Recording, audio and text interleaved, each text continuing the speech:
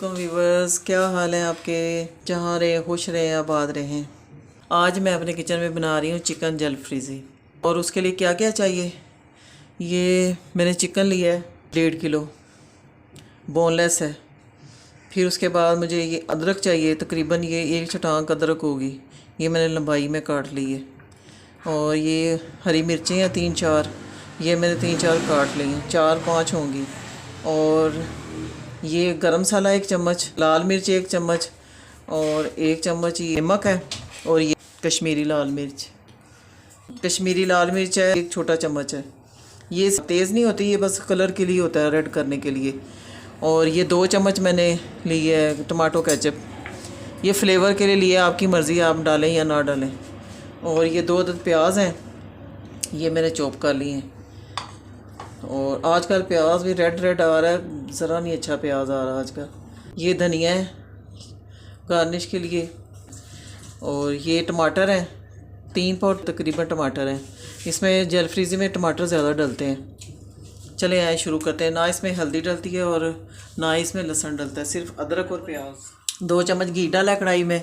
ये 2 प्याज मैंने चॉप किए हुए थे, वो इसमें डाल के फ्राई करूँगी। उस वक्त तक फ्राई करूँगी जब तक ये नरम ना हो। चलिए जी, ये प्याज नरम हो गया। अब मैं इसमें चिकन डालूँगी।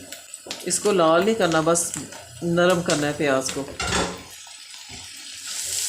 इसको फ्राई करेंगे, जब वाइट होगा तो फिर इसमें मसाले डालेंगे। मैंने सारा सीने का गोश्त लिया है और साथ मैंने थाई का बोटियाँ 3-4 वो भी डाली हैं। जो सीने का गोश्त होता है वो बहुत ही ड्राई होता है, तो साथ मैंने थाई की बोटियाँ डाली हैं बीच में, उससे ये होता है ज़रा जूसी हो जाता है गोश्त। कढ़ाई ज़रा जूसी हो जाती है और फ्लेवर भी अच्छा हो जाता है इसका। खाली सीने का अगर डालेंगे तो वो बिल्कुल ड्राई होता है। ये देखें जी, चिकन वाइट हो गया, इसका मतलब कि ये फ्राई हो गया। ठीक है, अब मैं इसमें डालूँगी बाकी मसाले सारे। ये सारे मसाले इसमें जा रहे हैं और हरी मिर्चें जा रही हैं। ये हरी मिर्चों के बीज तो बहुत ही इसके फ़ायदे हैं, पेट के लिए तो बहुत अच्छे हैं ये। अब मैं इसमें ये डालूँगी अदरक, और ये थोड़ी सी मैंने गार्निश के लिए रखी है।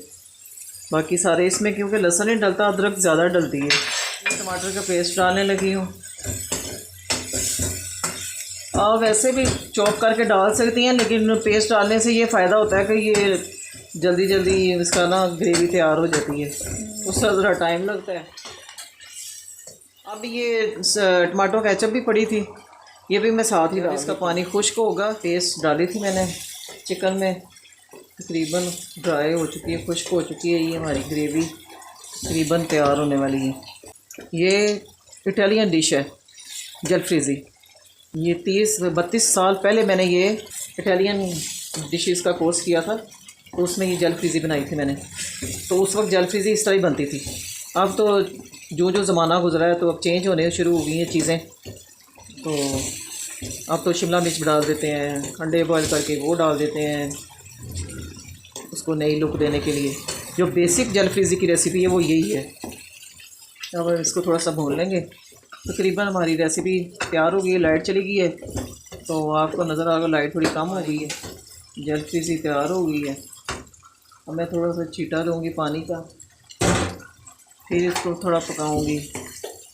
इसमें धनिया डाल दिया है, थोड़ी देर के लिए दम पे रखूँगी, फिर मैं आपको इसकी आखिरी लुक दिखाती हूँ। 5 मिनट के लिए मैं इसको दम पे रखूँगी। 5 मिनट के बाद मैं आपको जलफ्रीज़ी तैयार हो गई है। अब मैं डिश आउट करती हूँ, फिर आपको दिखाती हूँ कि कैसी इसकी लुक आई है।